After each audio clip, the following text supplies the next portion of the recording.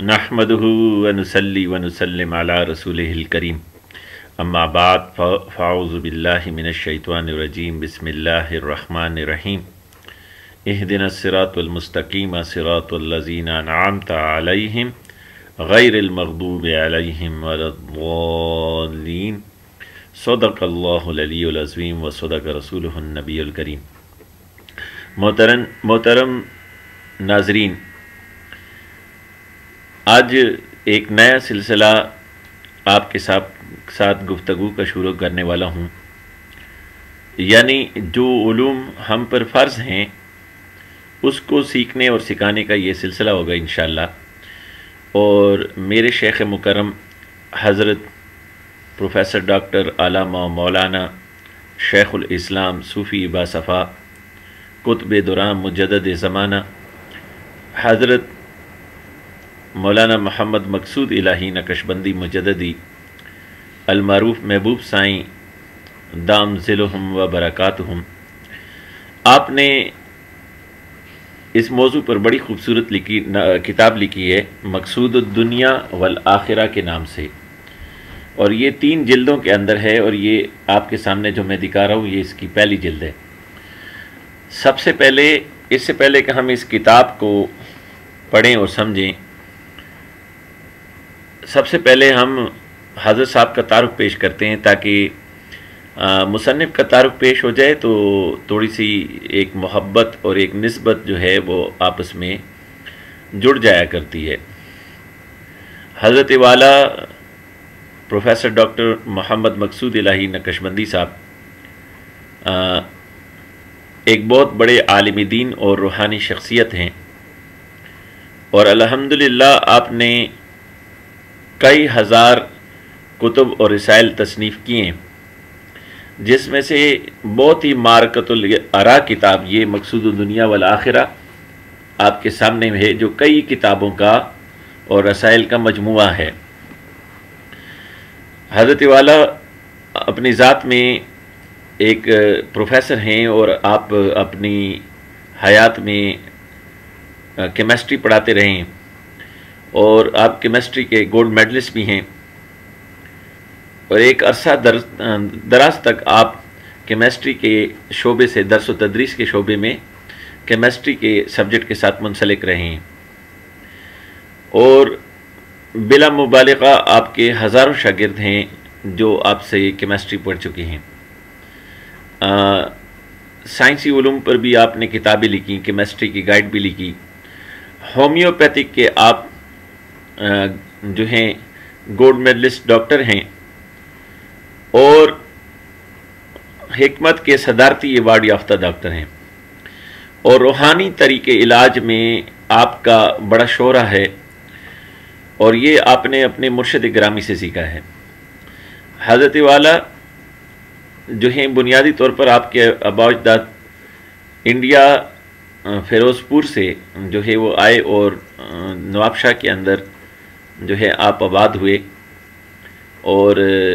اپنی جوانی کی 20 سال کی عمر میں جب آپ بیچلرز کے اسٹوڈنٹ تھے، اس وقت آپ اپنے زمانے کے ایک کامل ولی،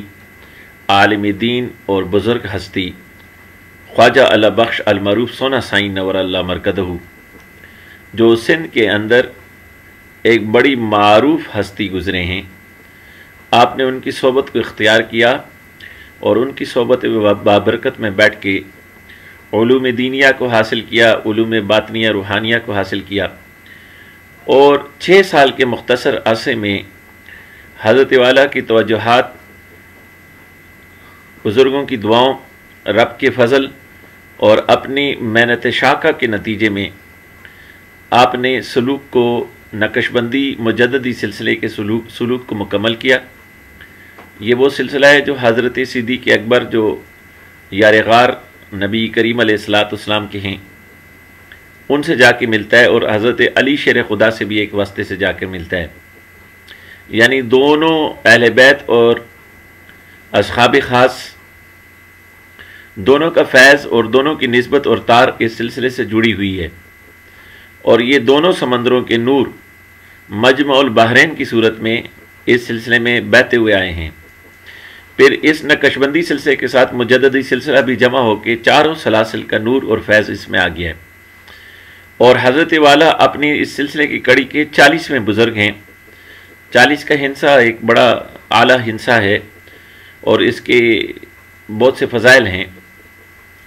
اور آپ کو اس زمانے کے اندر اللہ تعالیٰ نے یہ فضیلت دی ہے کہ ایک عالم دین ہونے کے ساتھ آپ ایک دنیاوی لحاظ سے بھی انتہائی پڑھے لکھے ہستی ہیں۔ اس وجہ سے آپ کا جو حلقہ ہے اس میں انجینئرز کا، ڈاکٹرز کا، پروفیسرز کا، علماء کا، آرمی مین کا، ججز کا،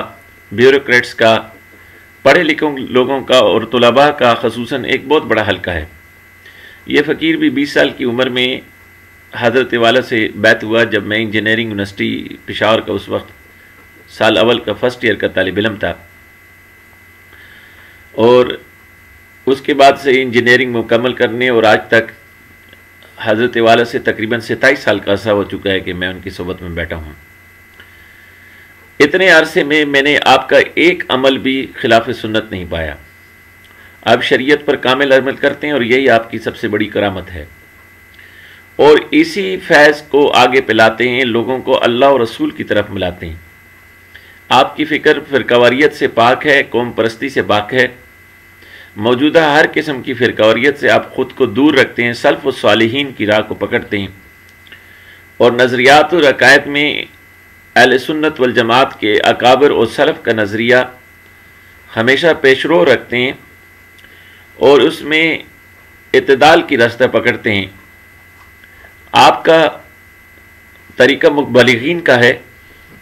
اور مناظرے کی اور بحث مباحثہ کی طرف توجہ نہیں فرماتے، شفقت اور محبت اور موعظہ حسنہ کے ساتھ لوگوں کو اپنی بات دلیل کے ساتھ سمجھاتے ہیں۔ آپ کا موضوع بحث زیادہ تر تزکیہ نفس ہے، اور علوم شریعہ کی بنیادی جو ستون ہیں ان ستونوں پر آپ بات کرتے ہیں، اور اسی حوالے سے نماز، روزہ، زکوٰۃ، حج،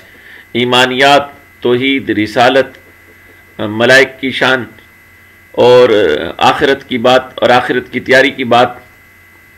اور اسی طرح سے اولیاء اللہ کی شان اور ان موضوعات پر آپ کی بحث ہوتی ہے۔ اسی طرح غیبت، چغلی کی برائی اور زنا اور لواطت وغیرہ کی برائی، اور قتل کی برائی، اور رشوت ستانی اور ناپ تول میں کمی بیشی کی برائی، اس پر آپ لکھتے ہیں۔ فی زمانہ آپ کا الحمدللہ بہت بڑا حلقہ ہے، اور آپ دنیا کے 5 بڑے براعظموں میں کام کرتے ہیں۔ جتنے آباد براعظم ہیں 5 کے 5 میں آپ کے مریدین ہیں، آپ کا جانا ہوتا ہے۔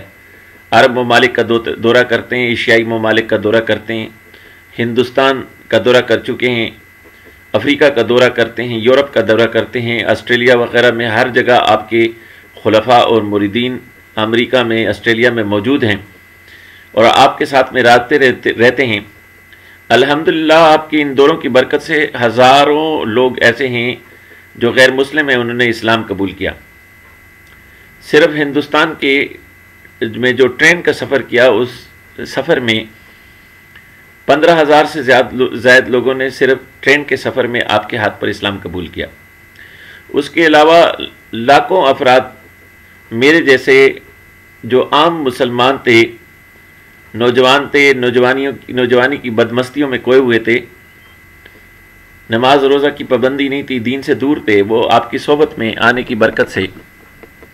الحمدللہ زندگی تبدیل ہو گئی۔ آج جو ہم آپ کے سامنے بیٹھے دین کی باتیں کرتے ہیں اور دین آپ کو تک پہنچانے کی بات کرتے ہیں، یہ مرشد والا کی تربیت کا اور ان کی صحبت و برکت کا نتیجہ ہے، اور الحمدللہ انہوں نے اس طرح سے لاکھوں اذہان کو تیار کر کے، افراد کو تیار کر کے انہیں اللہ کی راہ میں پیش کر دیا ہے کہ وہ خدا کے بندوں کو خدا کی راہ بتلائیں اور اللہ اور رسول کی طرف بلائیں۔ حضرت والا نے، چونکہ آپ ایک پڑھی لکھی شخصیت ہیں، تو آپ نے ایک جو ہے منظم کام کرنے کے لیے اسلامی روحانی مشن کے نام سے تنظیم بنائی، جس کا پہلا نام عالمی روحانی تحریک تھا، جس کو بدل کر پھر اسلامی روحانی مشن رکھا گیا۔ اور اسلامی روحانی مشن رکھنے کی وجہ یہ تھی کہ کچھ لوگوں نے